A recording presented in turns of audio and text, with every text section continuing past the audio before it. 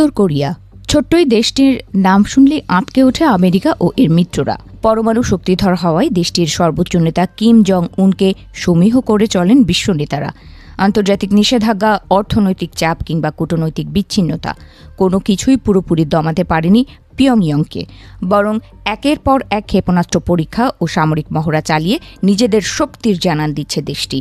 বিশ্বের অন্যতম গোপনীয় রাষ্ট্র হিসেবে পরিচিত উত্তর কোরিয়া সবসময়ই আন্তর্জাতিক রাজনীতিতে রহস্য, ভয় এবং কৌতূহলের কেন্দ্রবিন্দুতে অবস্থান করছে। সম্প্রতি নিজেদের পরমাণু নীতি সংশোধন করেছে উত্তর কোরিয়া।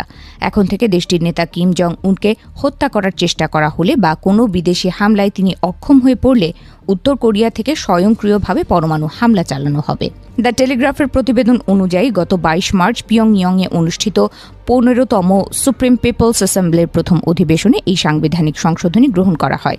বৃহস্পতিবার দেশটির পরমাণু নীতির এই পরিবর্তনে বিস্তারিত তথ্য জানিয়েছে দক্ষিণ কোরিয়ার ন্যাশনাল ইন্টেলিজেন্স সার্ভিস NIS। সংশোধিত আইন অনুযায়ী কিম জং উন উত্তর কোরিয়া পরমাণু ভাণ্ডারের প্রধান হিসেবে থাকবেন, তবে তার ওপর হামলা হলে কিভাবে প্রতিশোধ নেওয়া হবে নতুন নীতিতে তা আনুষ্ঠানিকভাবে নির্ধারণ করা হয়েছে। উত্তর কোরিয়ার পরমাণু নীতিতে বলা হয়েছে, শত্রুপক্ষের হামলায় যদি রাষ্ট্রীয় পরমাণু বাহিনীর কমান্ড অ্যান্ড কন্ট্রোল ব্যবস্থা বিপন্ন হয় তাহলে স্বয়ংক্রিয়ভাবে পরমাণু হামলা চালানো হবে। কয়েক মাস আগে আমেরিকা ও ইসরায়েলের হামলায় ইরানের শীর্ষ নেতা আয়াতুল্লাহ খামেনি নিহত হওয়ার প্রেক্ষাপটে এই পদক্ষেপ নিল উত্তর কোরিয়া।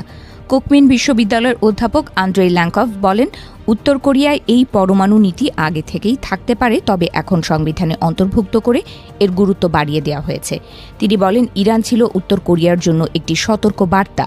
উত্তর কোরিয়া দেখেছে ইরানের শীর্ষ নেতাদের ওপর আমেরিকা ও ইসরায়েলের হামলা কতটা কার্যকর ছিল, আর এ কারণে আগাম সতর্ক অবস্থান নিয়েছে উত্তর কোরিয়া।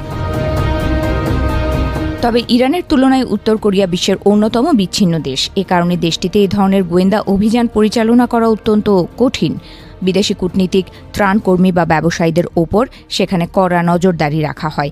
বিশেষজ্ঞরা বলছেন, ইসরায়েল যেভাবে হ্যাক করা ট্রাফিক ক্যামেরার মাধ্যমে ইরানি নেতাদের নজরদারি করেছিল, পিয়ংইয়ংয়ে তা সম্ভব নয়, কারণ সেখানে সিসিটিভি ব্যবস্থা সীমিত এবং ইন্টারনেট নেটওয়ার্ক অত্যন্ত নিয়ন্ত্রিত। কিম জং উন নিজেও অত্যন্ত কড়া নিরাপত্তায় চলাফেরা করেন। এছাড়া সাধারণত বিমান এড়িয়ে সাজোয়া ট্রেন ব্যবহার করেন। এদিকে সতর্কতা হিসেবে চিরবৈরী দক্ষিণ কোরিয়ার সীমান্তের কাছে নতুন দূরপাল্লার কামান ব্যবস্থা মোতায়েনের পরিকল্পনা করছে উত্তর কোরিয়া। দেশটির রাষ্ট্রীয় সংবাদ মাধ্যম KCNA জানিয়েছে, কিম সম্প্রতি একটি নতুন ধরনের 155mm সেলফ